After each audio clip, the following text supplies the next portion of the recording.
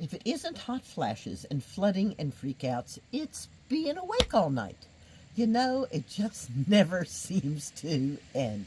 Once you get one part of it okay, the next part of it seems to come undone. And that's why I remind you that this engine of energy is moving up through the chakras, and it's going to cause explosions and things to happen every place in your body. For some women, it seems to all go off at once, and they wind up with fibromyalgia. For others, it's just kind of a general, like, oh, wow, how do I sleep? What do we got here? The herb of sleep, hops. This is an herb that grows all over the world. Can you smell it from there? Yeah, it's got a wonderful smell. It's good. And you can see the pollen on my hands. It's kind of an orange pollen there. And this, we harvested this a little late. You can see quite a bit of his brown. Now you can really see the pollen on my hands there. So a cup of hops tea. Just put a small amount of hops, like a small handful, into a cup of boiling water. Make sure it's got lots of pollen on it. Or you can take your hops and make a hops tincture. Both of them will really help you go to sleep. What's this? We just added another herb to our 10, which was cannabis, because cannabis has a lot of wonderful uses.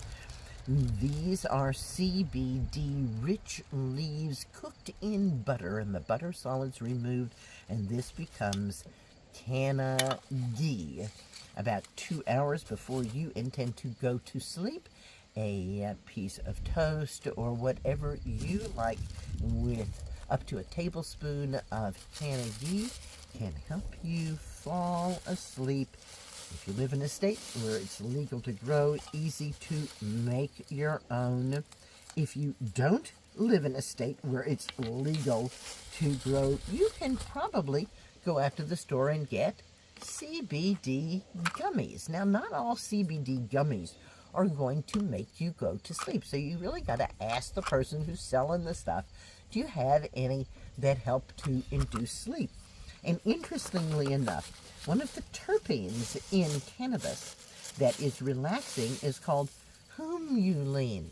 Remember that hops is humulus lupulus, so humulene was first found in hops. So that same terpene is also found in cannabis. So whether you have gummies, whether you have a CBD oil, which can be taken internally, or whether you have cannabis tincture made from the fresh flowers, you might find it very helpful to turn off the inner dialogue and bring sweet dreams to you.